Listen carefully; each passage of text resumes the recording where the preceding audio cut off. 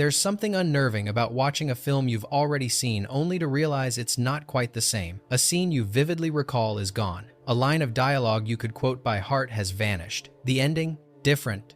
Colder. Quieter. You rewind. You search.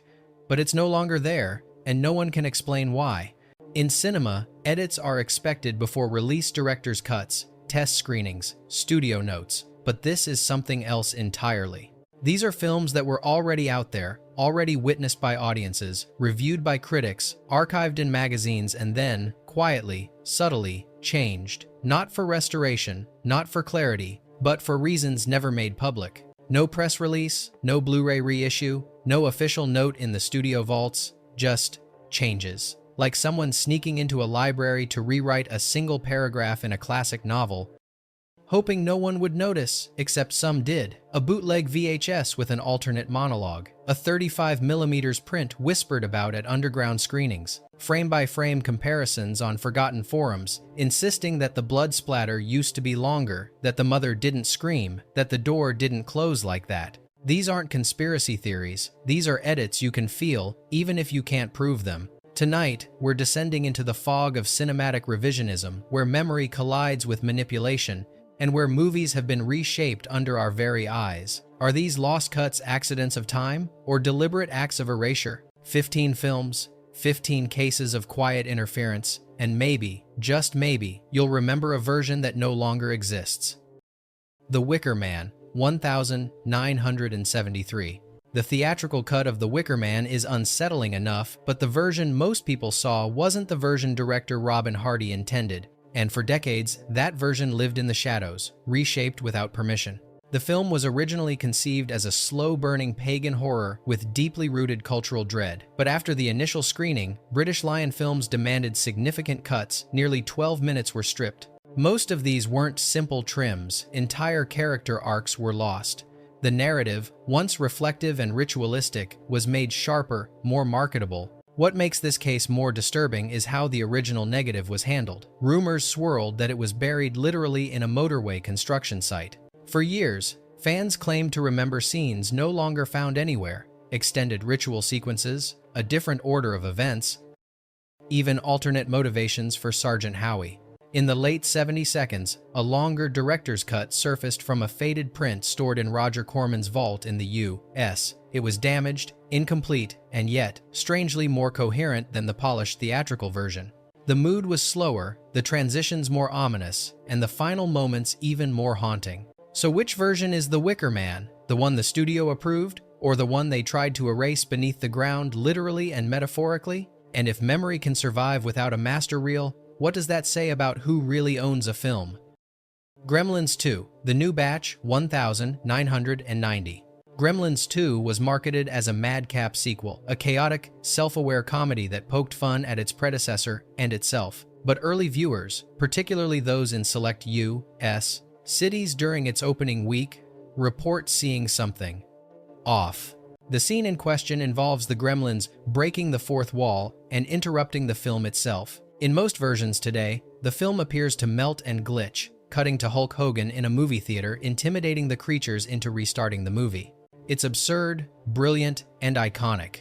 But others remember something else entirely. In some original screenings, particularly on VHS bootlegs and early international prints, the interruption didn't feature Hulk Hogan, it featured John Wayne. Through clever editing of old footage, the gremlins invade a western, and Wayne fights back. It's cruder, more uncanny, and far more jarring.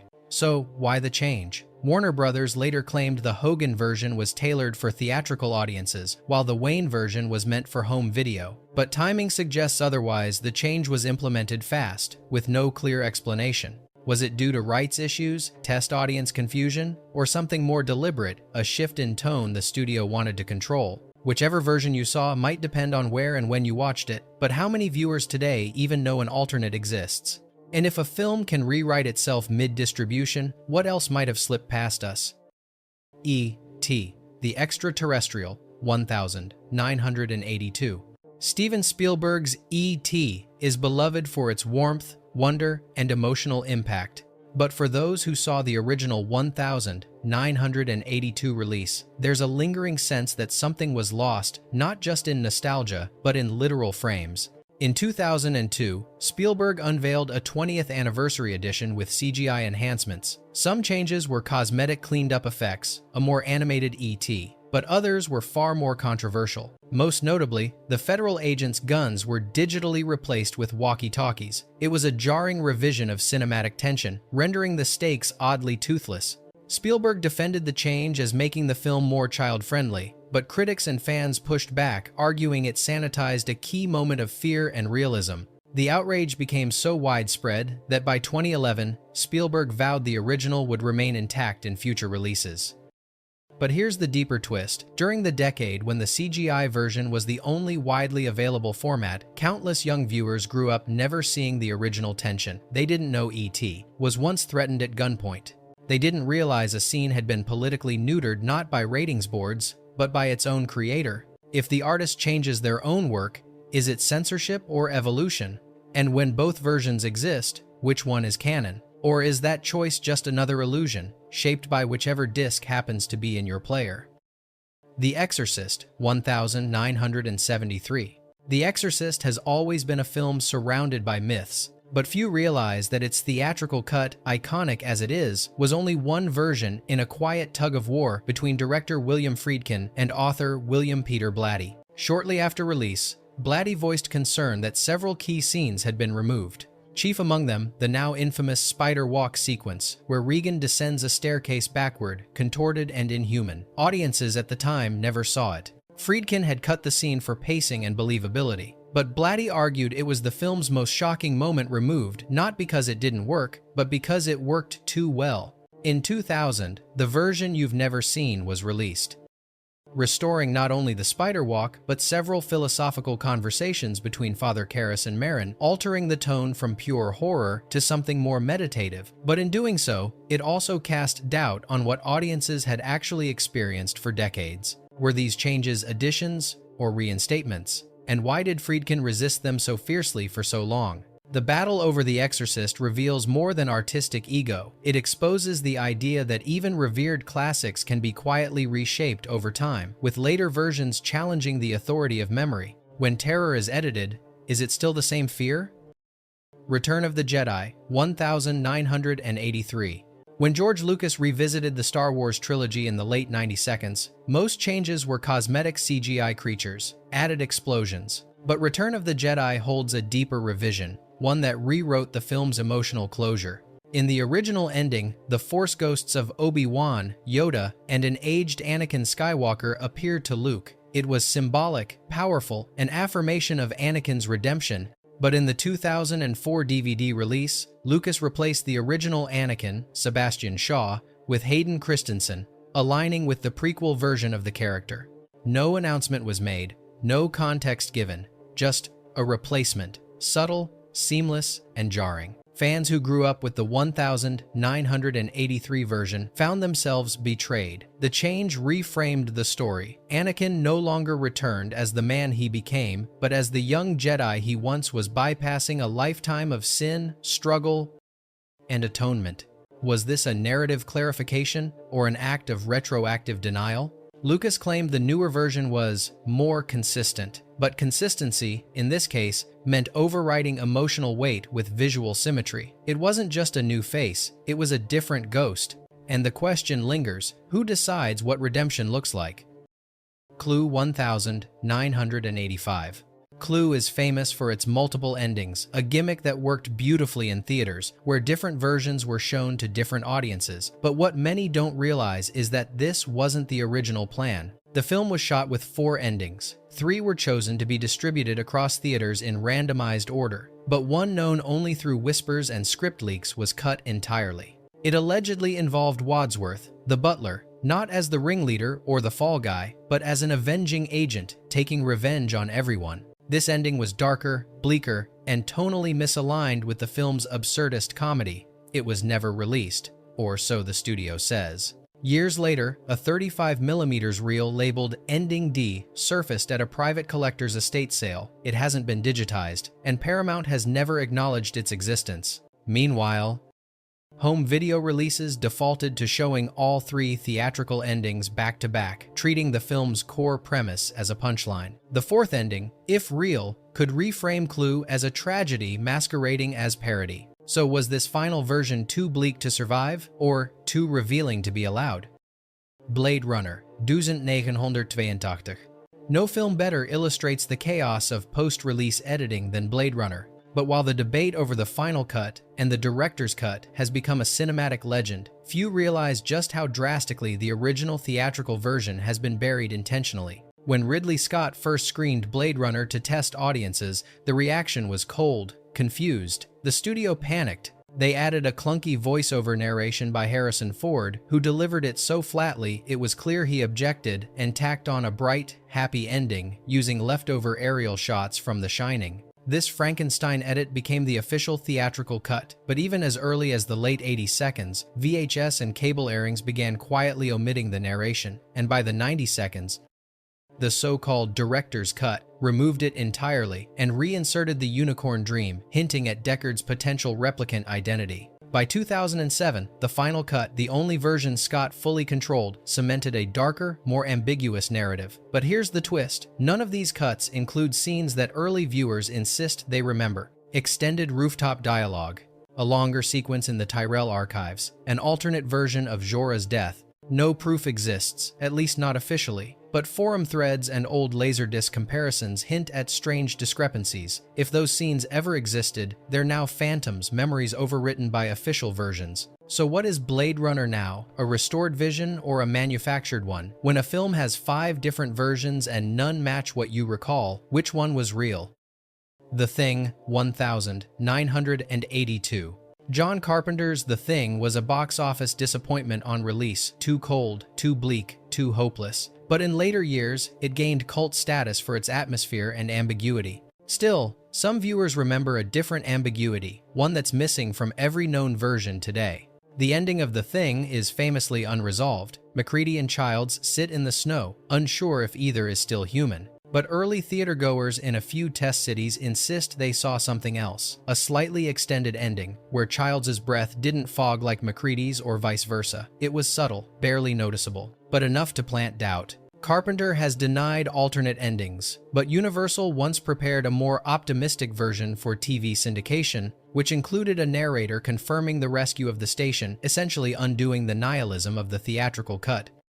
More intriguingly, a now-lost workprint supposedly featured different editing rhythms in the final scene, longer reaction shots, and altered music cues. It wasn't a different ending, but a different feeling, enough to tip the balance. Is The Thing's power in what it shows or in what it might have once shown, then erased?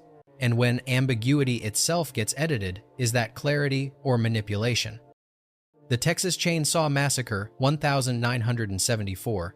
Tobe Hooper's The Texas Chainsaw Massacre is legendary for what it suggests rather than shows. Despite its reputation, it's remarkably bloodless. But that restraint may have been the result of post-release edits rather than initial design. Early regional prints, especially those screened in drive-ins and midnight theaters, were reportedly gorier. Multiple sources recall more explicit shots of the meat hook scene, longer glimpses of Leatherface's hammer blows, and even a whispered prayer from the grandfather before the final dinner sequence. These moments vanished in later versions, even as the film's notoriety grew. Hooper always insisted he was aiming for a PG rating, and that gore was never part of his vision. But if that's true, how do we explain the UK pre-cert VHS, which includes frames not present in the US release? Now believed to be from a mislabeled 16mm print? More damning, a private collector once auctioned off 35mm reels claiming to contain uncut drive-in versions, never transferred or restored. They disappeared into a European archive. No public viewing has occurred. So did Texas Chainsaw always rely on psychological horror, or was the original vision carved apart after release, and if so, by whom? Donnie Darko, 2001. When Donnie Darko first premiered in theaters, it confused almost everyone and enthralled a few. Its dreamlike logic, time loops, and disturbed teenage angst were embraced by a niche audience, particularly on DVD. But the version most people know now isn't the one that made the film a cult classic. In 2004, Richard Kelly released a director's cut, supposedly restoring scenes cut for time and budget, but the changes weren't just additive, they were tonal. The new version rearranged sequences, inserted on-the-nose explanations via Roberta Sparrow's philosophy of time travel, and altered the music, replacing iconic tracks like The Killing Moon with different cues. Fans quickly noticed that the atmosphere had shifted. The mystery was dulled. What once felt like cosmic dread now came with a manual, and over time, this version began to replace the original in availability on streaming services, international DVDs, even some theatrical re-releases.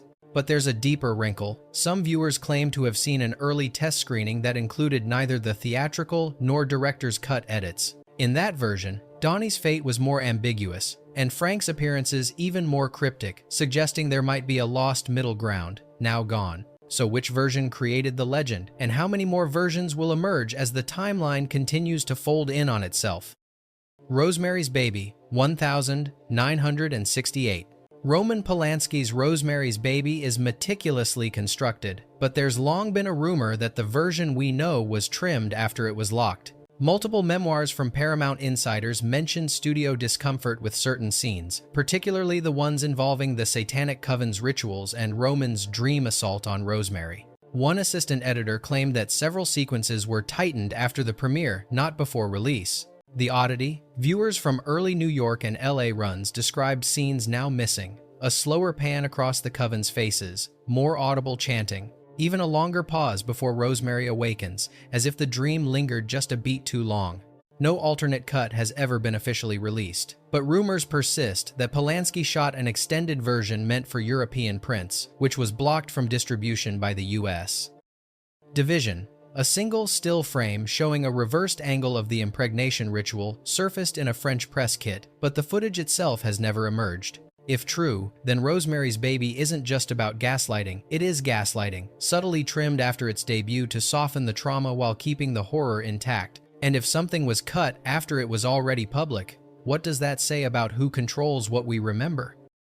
Alien Cube Vienas Tuxtantis Devinishimtai, Devinias Deshimdu. Few films have been as publicly reshaped as Alien Cubed. The production was infamously chaotic. David Fincher disowned the final product. But while fans today rally behind the assembly cut, there's an earlier, murkier chapter that remains mostly unspoken. When Alien Cubed premiered in 1992, it was already a compromised vision, but some early press screenings and even a handful of UK film festivals reportedly included yet another cut, distinct from both the theatrical and the later assembly version. This version featured extended death scenes, an alternate opening with more footage of the EEV crash, and a longer monologue from Dylan before the climax. This mystery version never saw wide release. Fox never acknowledged it, yet bootleg VHS tapes labeled Rough Assembly circulated in collector circles during the late 90 seconds. These tapes had timecode overlays and distorted sound, but included dialogue not present in any known version. The most controversial element? A scene in which Ripley hesitates before leaping into the furnace not with fear, but with visible doubt, as if questioning whether the alien inside her is truly gone. Did the studio cut this to preserve a cleaner ending, to give Ripley her martyrdom without ambiguity, or was it simply too raw to endure? Alien Cubed was rewritten mid-production, during post, and perhaps even after it was released. If so, what version did audiences actually see? And more disturbingly, how many never knew theirs was different?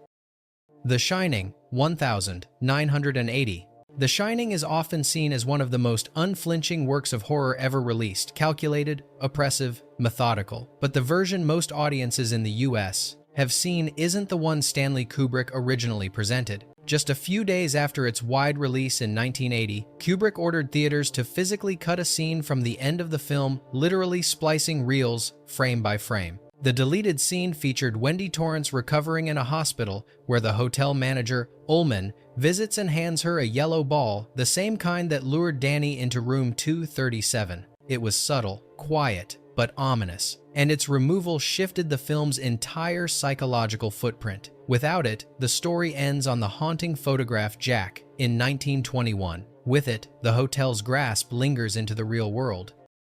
What's worse, this deleted footage has never been officially released. The reels are rumored to have been destroyed, but some European critics claim to have seen it. One even published a beat-by-beat breakdown in a French journal in 1981. Why did Kubrick cut it so quickly? Did he feel it revealed too much? Or, more cryptically, was it too suggestive that the Overlook's evil extended beyond its walls? If art is manipulation, this was surgical, removing a single organ from a living thing to change its soul. Fight Club 1999. Fight Club is famous for its ending twist, but it's the final seconds that have been quietly altered, and not just once. In its original theatrical release, the film ends with the narrator and Marla holding hands as buildings explode in the background to the tune of The Pixies' Where Is My Mind? It's anarchic, romantic, nihilistic. But in 2022, Chinese streaming services began circulating a different version, one that cuts to black before the explosions and inserts a text card explaining that the authorities quickly arrested all criminals and prevented the bombs from detonating.